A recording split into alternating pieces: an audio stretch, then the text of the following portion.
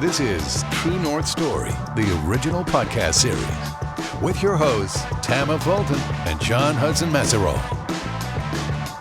Hi, I'm Tama, Fulton. Welcome to True North Story, the series. My co-host is my childhood friend, John Hudson Messerall. John and I grew up in the same neighborhood in Chicago together. And as we grew up, we realized that we had a lot of things in common, including we both were on a journey to find our True North story. True North is your purpose in life. It's the thing that grounds you. It's the calling that you have. And your journey to True North is your True North story. Things that guide you along the way. John and I have talked to some amazing people, and we want to share their True North stories with you because we all have True North stories to share. Are you ready to discover your True North story? We're really excited to talk today at True North Story to Adam Farish and Bruce Pavitt. They are part of a new technology company called 8STEM. They've developed a way for you to engage with music. Now, Bruce is, of course, the founder of Sub Pop Records, and Adam is a music producer. And so they have come up with a way for us to kind of create or produce our own music in a smartphone, in a tablet, in real time. It's so cool, John. Everything is about interactivity. If they can't participate, even if it's virtual, they don't care. They don't want to sit there and watch a movie. They want to be part of the movie. Or they don't want to sit there and listen to music. They want to be creating the music. And I think you guys are really on to something really amazing. What has the feedback been from the music industry itself? Are they embracing this kind of innovative thought process, or are you running into a little bit of pushback?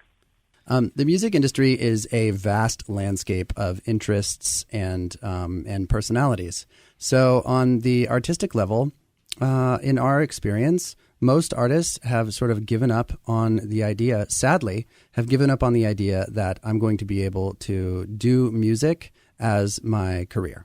And that is the reality of today's age. Everybody needs to be a bartender or something that allows you a flexible enough schedule so that you can stay up until 5 o'clock in the morning and and continue to make your art. So that's a sincere place of motivation for Bruce and I to try and add value back to an art form that has been a real meaningful influence on both of our lives.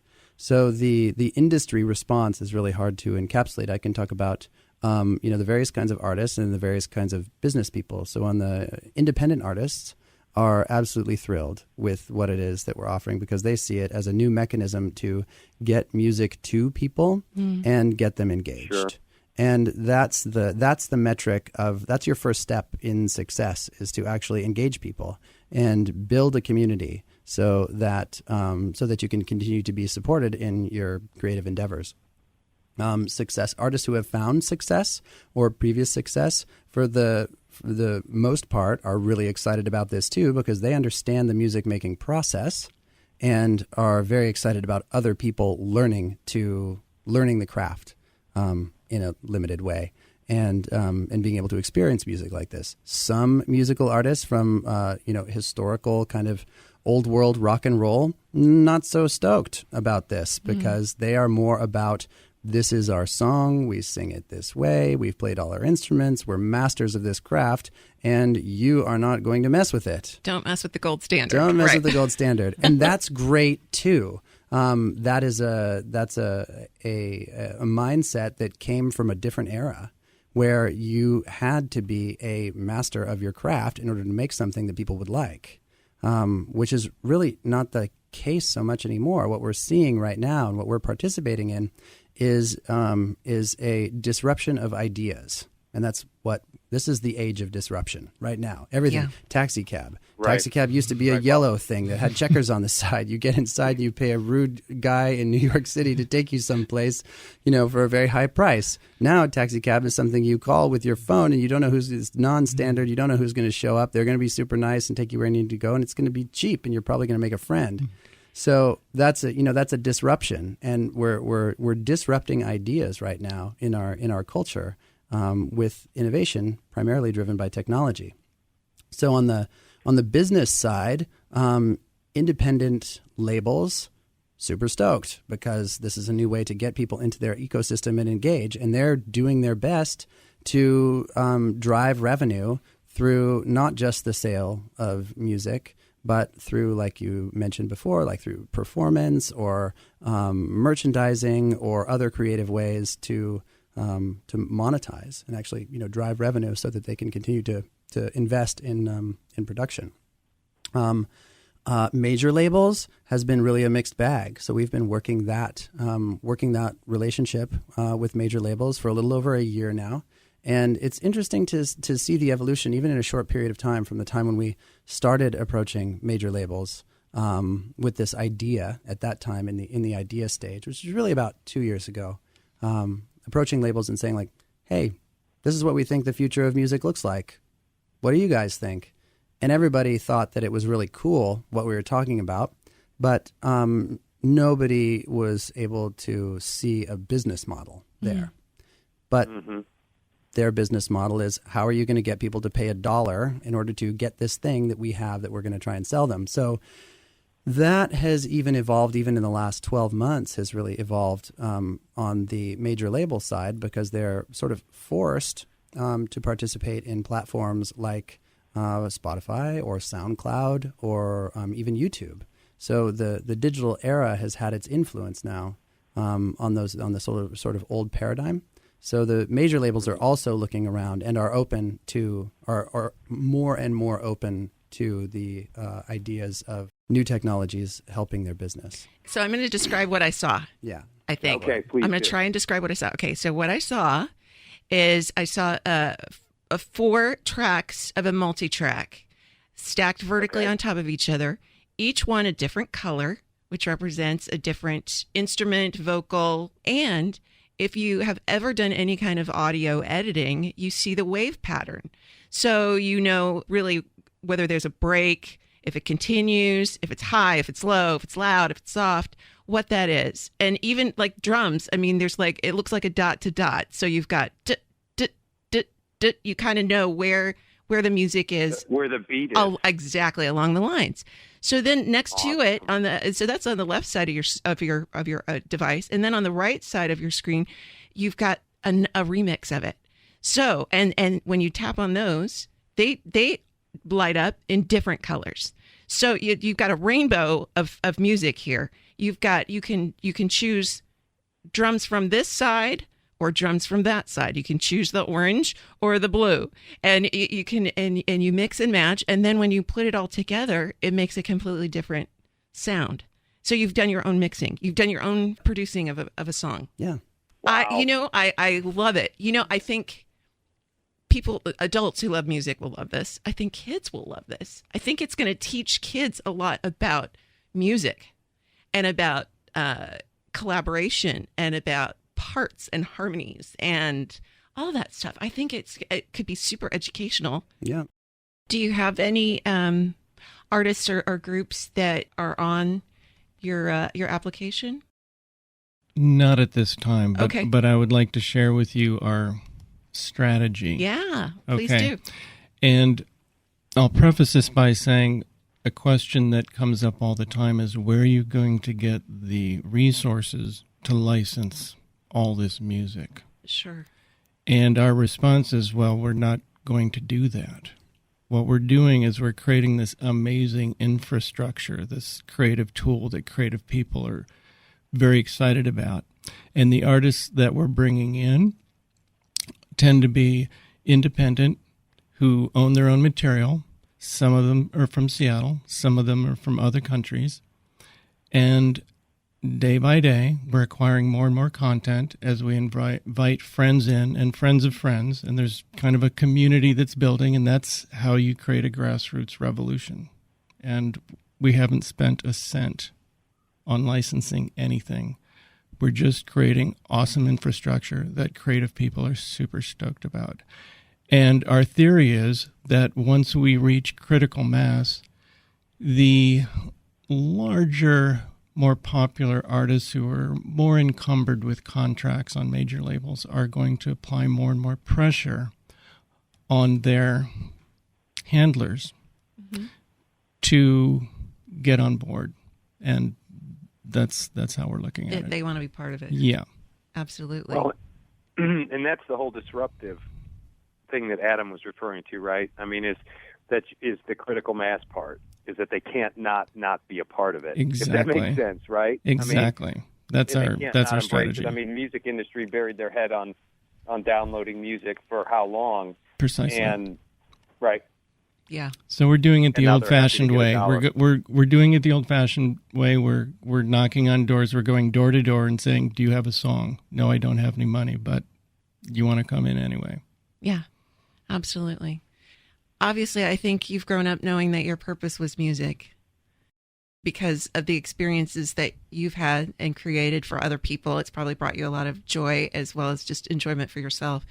And as you look forward with 8STEM, what do you see as the purpose for 8STEM in the near future? Well, my purpose specifically, it does relate to music, but there's kind of a larger, broad stroke explanation for that. And my purpose is really to interpret existing materials, art, ideas, all in alternate versions. So I am kind of like a remixer at heart. That's what I do. I've built houses. I actually don't like to build things from scratch. I like to start with something that somebody else has done and then look at it in a different way and do things to improve it.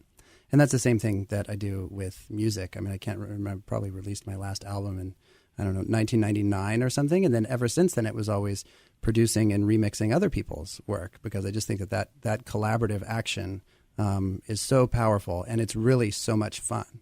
It's a lot of pressure to come up with musical material or an album on your own. Like, I can't handle that kind of pressure. I just want to, after somebody's done all the hard stuff, I want to come in and make it awesome. So that's my purpose. That is the destiny of 8STEM, is to share that experience with as many people as I possibly can, because it gives me a greater sense of being alive to engage with the creative work of others and put a different spin on it. That's cool. How about for you, Bruce? I just want to say that I've always had a deep appreciation for creativity, and I'm looking forward to helping build a community of creative people that will reach out and stimulate others. It's ironic. We had a guest on, local Seattle artist, Aaron Jones, and he was just talking, and actually his work with Jack Endino is producing one, I guess, his most recent record. So but he's talking about the collective, and he's talking about putting out, music for the collective. And Tama and I are just seeing and hearing from a lot of people, and it sounds like, Adam, both you and Bruce are in this, is creating this infrastructure to allow the collective to enjoy that which you both hold so near and dear to your heart. I just think that's amazing. I think that people are looking outside of themselves more and more, and I'm really encouraged to see that. Well, there was a quote by David Bowie recently. It made its way around the interwebs recently. It was actually from 1996, I think. And he was talking about the internet. He was being interviewed by a broadcaster from the BBC. And David Bowie was talking about the internet, and the guy said, "Well, it's just a tool, isn't it?" And he said, "No, it's not. It's an alien life form. It's just landed." And they go on to say, he goes on to say, he was talking about the internet, but he was saying, what the 21st century is about is not the piece of art that the artist creates. It's about the gray area in the middle that happens after that piece of art is created and before the end user comes and has their interpretation of it. So that level of engagement. And so I saw that video, and of course, just like I love it. It was I totally agree with you. So poignant, and that's really what it is. So we're watching right now the disruption of this idea of what it means to be an artist, and there's no greater feeling of accomplishment than creating something that you really love. Well, and then also to add to the back end of that is watching others enjoy and share and collaborate right, with that which you've created yourself. I mean, that's got to just take it to an even higher level. Sure. And see others' enjoyment and engagement, to use your words, out of something you originally created, and then they added to it. This is True North Story, the original podcast series. Learn, love, listen, live. And now, back to the program. So, John, Bruce told me we can talk Sub Pop a little bit. Okay. And for those folks who maybe aren't familiar with the Seattle grunge, can you give us a bit of history, Bruce, about Sub Pop and how that happened? Sure. Well, I've been a music fan since I was a kid. In the late 70s, I became drawn to the kind of punk rock, indie rock culture. I came out to Olympia, Washington from Chicago in 1979, and I started a radio show called Subterranean Pop at Chaos Radio. Now, Chaos Radio was the only radio station in the world that prioritized independent record labels. So by me having a show at Chaos, I had access to possibly the deepest catalog of indie music in the world. And I was playing indie regional music on my show. And I became really fascinated with the idea that every town in America had a band or two that was releasing indie 45s, 7-inch singles, albums, what have you. And a lot of this music was being ignored by Rolling Stone and the mainstream music media. So what I did, in conjunction with my show, was I put out a small press fanzine or magazine that reviewed a lot of these records, and I reviewed them from a regional perspective. So you could flip through and you could say, oh, what's going on in Austin, Texas, or Minneapolis, or Milwaukee? Nobody was doing this at the time. So for quite a few years during the 80s, I was following what was going on in every town in America.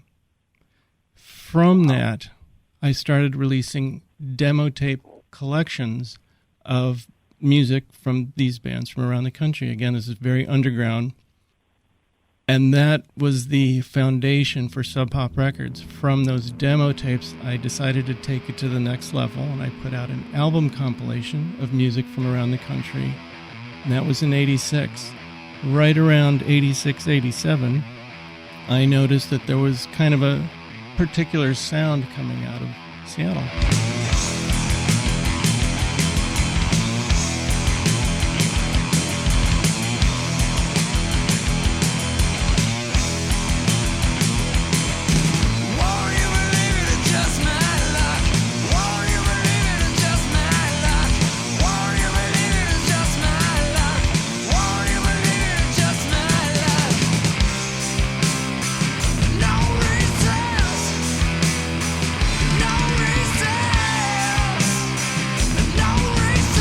And so it occurred to me that the next phase of the project, of the Sub Pop project, would be to focus on music coming out of Seattle, especially this kind of heavier take on punk, which I referred to as grunge in an early Sub Pop flyer, and the name kind of stuck.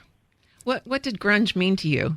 Grunge meant music that was kind of frayed around the edges and slightly distorted and raw and not necessarily in key, but that had a lot of feeling to it.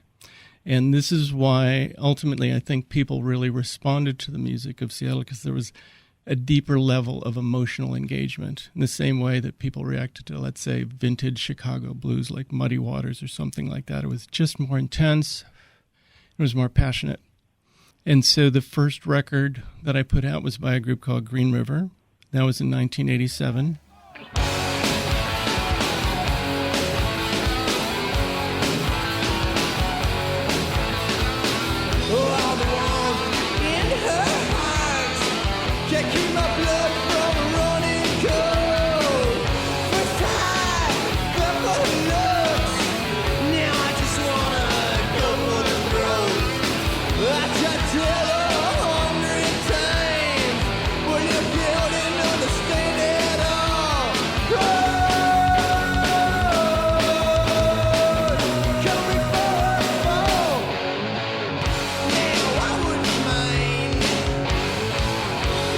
Swallow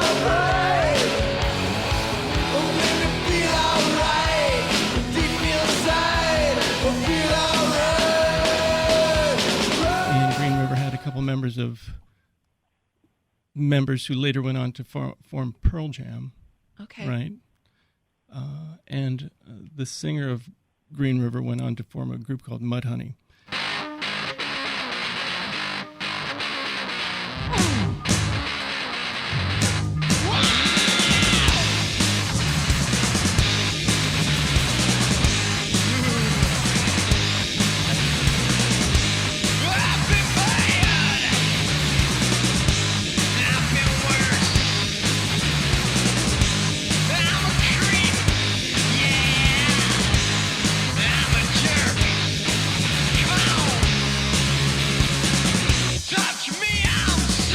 So I became invested in documenting in this Seattle scene, in the Seattle sound, and then I joined forces with another KCMU DJ. I started DJing at KCMU in Seattle by that time.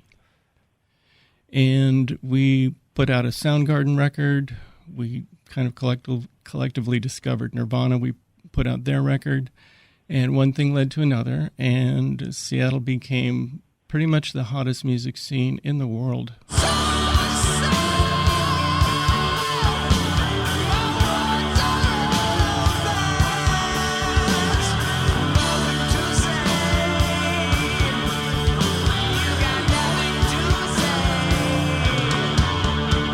Say from like 91 to 94, there wasn't a place you could go on the globe where people hadn't heard of Pearl Jam or Soundgarden or Nirvana. So it was an exciting ride. And from that foundation, we fractaled out and started signing bands from all over. But it was that initial focus on Seattle that really got people excited. And I think to this day, regionalism in music is really key to people getting excited. It's kind of the same wiring that allows us to become really excited about sports teams. You know, there's culture flowing from your community. People tend to get more involved, okay? And these are some of the same things we've been thinking about with 8STEM, whereby artists who are coming on board will tag where they're from, and then theoretically, people will be able to stream music from certain regions and so forth. So that's always been a driving force in how I think about music. That's really cool.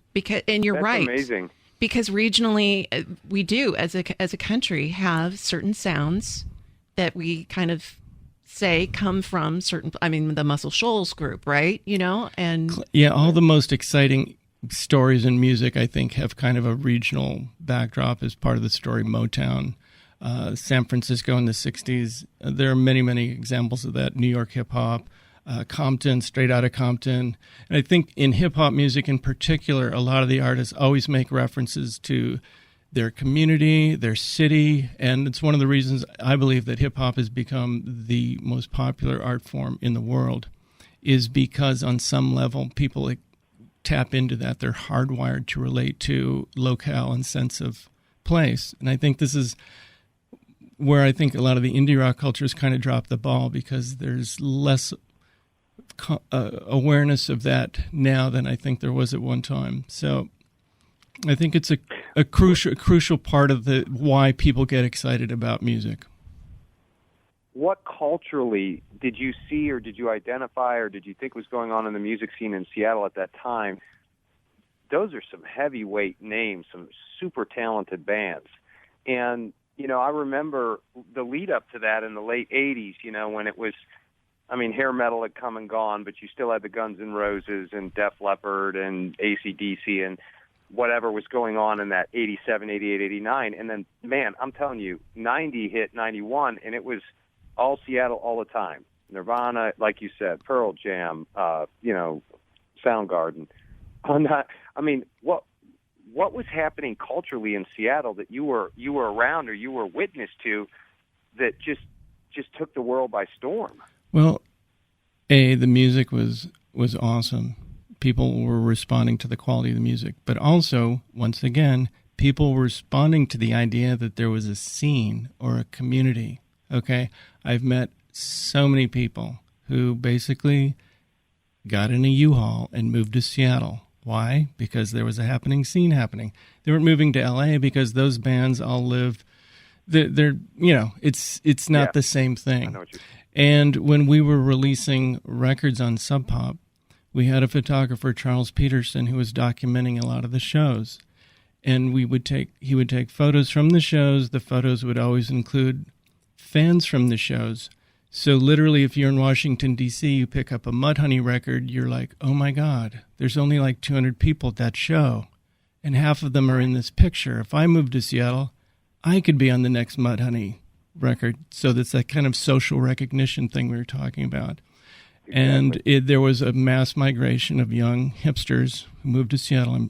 I want to apologize in advance for that because there's pluses and minuses to that. But you brought them here, huh, Bruce? Yeah. One musician came up to me. He goes, I was just walking down Broadway and I saw a lot of Doc Martens, and I think that you had something to do with that.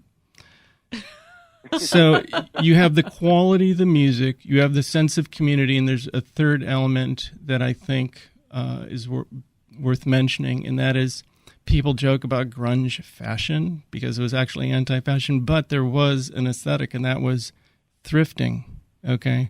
So it was okay to wear clothes that didn't cost a lot of money, and it was okay to play instruments that maybe you got at a thrift store, which meant the bar to entry was very low. Anybody with $50 could basically throw on some clothes and buy a cheap guitar and start a band, whereas in some cultures, no, you'd have to buy the $5,000 drum kit, and then you'd have to buy all the expensive clothes before you could be the rock star. So it allowed anybody to come into the game, and it was much more populist in that way. So it kind of leveled the playing field for Absolutely. musicians. Absolutely. And it helped people with dreams, right? Yeah. Who maybe said, I've always wanted to do this. And that's where the kind of punk element came in, which was, punk was anti-authoritarian, but there was kind of a certain uniform per se. I think grunge, even though there was there's a lot of flannel or whatever, the key was buying your clothes at thrift stores was okay, which means anybody with $2 could join the club.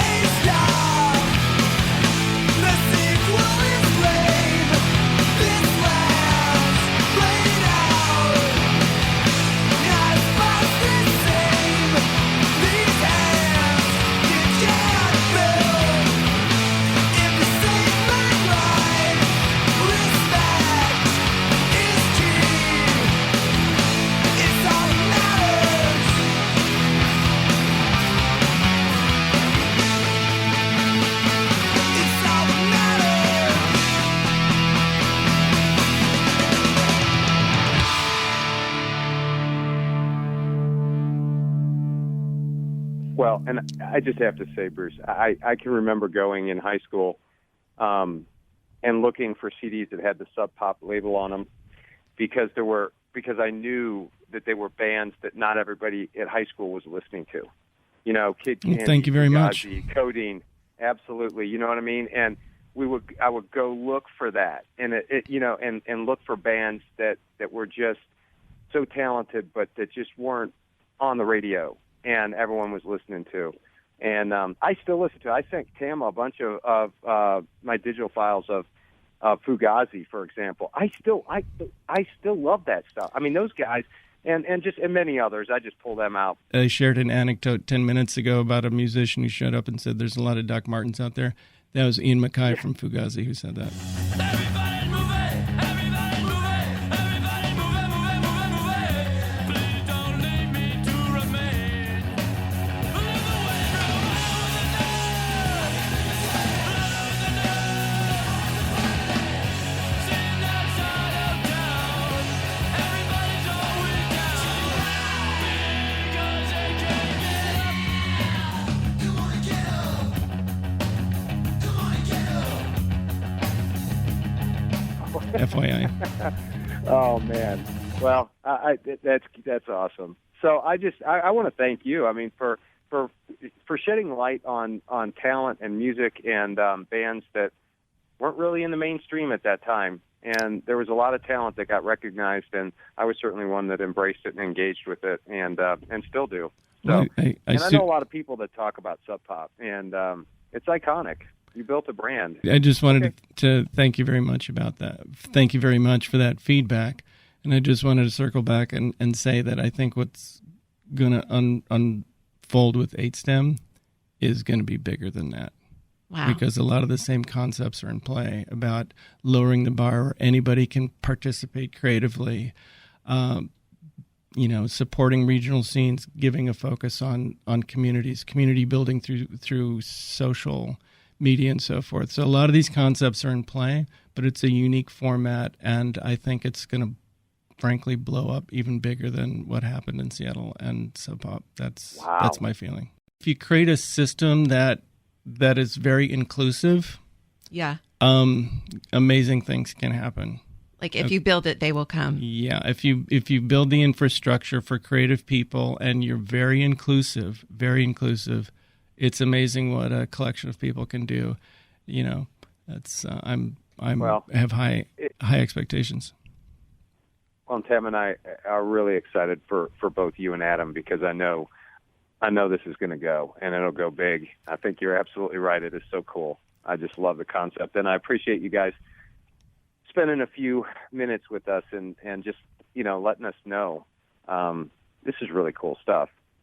Awesome. Thank you. Thanks, Do you John. guys have social media websites, anything where we can send folks who want to learn more? Yeah. I mean, you could just send them to 8stem.com. We're kind of at a modest place right now, but it's going to grow exponentially. Yeah. We've been trying to just keep our heads down and not be distracted by chasing more shiny objects. Exactly. There's lots of shiny objects to chase. Thanks so much, John. Really appreciate it.